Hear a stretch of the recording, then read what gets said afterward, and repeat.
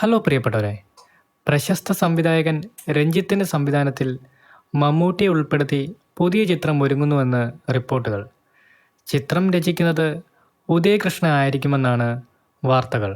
ഇതിൽ തുടരുമെന്ന ചിത്രത്തിലെ വില്ലനായി എത്തിയ പ്രകാശ് വർമ്മയും ഉണ്ടാവുമെന്നാണ് റിപ്പോർട്ടുകൾ. പുതുമുഖങ്ങൾ ചിത്രത്തിൽ പ്രധാന വേഷത്തിലുണ്ടായിരിക്കുമെന്നും വാർത്തകളുണ്ട്.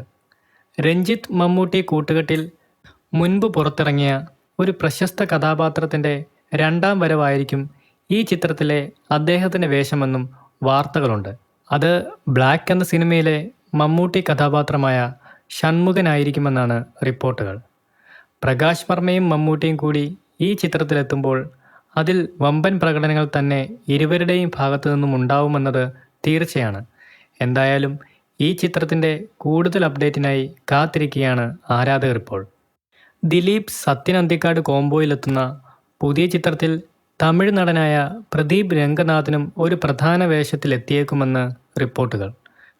ഡ്രാഗൺ, ടുഡേ തുടങ്ങി മികച്ച ചിത്രങ്ങളിലൂടെ മലയാളികൾക്കും പ്രിയങ്കരനായി മാറിയ നടനാണ് പ്രദീപ് രംഗനാഥൻ. എന്തായാലും ദിലീപും പ്രദീപ് രംഗനാഥനും ഒരേ ചിത്രത്തിലെത്തുമ്പോൾ അത് ആരാധകർക്ക് വലിയ പ്രതീക്ഷകൾ നൽകുന്നു. ഇതിനെക്കുറിച്ചുള്ള കൂടുതൽ അപ്ഡേറ്റുകൾ നിർമ്മാതാക്കളുടെ ഭാഗത്തു നിന്നും പുറത്തുവിട്ടിട്ടില്ല. എന്തായാലും വരും ദിവസങ്ങളിൽ ഈ ചിത്രത്തിൻ്റെ കൂടുതൽ വിശേഷങ്ങൾ അണിയറ പ്രവർത്തകർ തന്നെ പുറത്തുവിടുമെന്നാണ് ആരാധകരുടെ പ്രതീക്ഷകൾ. ദിലീപ് സത്യൻ അന്തിക്കാട് കോംബോയിൽ മുൻപിറങ്ങിയ വിനോദയാത്ര എന്ന ചിത്രം വലിയ പ്രേക്ഷക പ്രശംസകൾ നേടിയെടുത്തിരുന്നു. പുതിയ ചിത്രത്തിലും ഇത് ആവർത്തിക്കുമെന്നാണ് ആരാധകരുടെ പ്രതീക്ഷകൾ. എന്തായാലും വരും ദിവസങ്ങളിൽ ഈ ചിത്രത്തിനെക്കുറിച്ചുള്ള കൂടുതൽ അപ്ഡേറ്റുകൾ പുറത്തു വരുമെന്നാണ് പ്രതീക്ഷിക്കുന്നത്.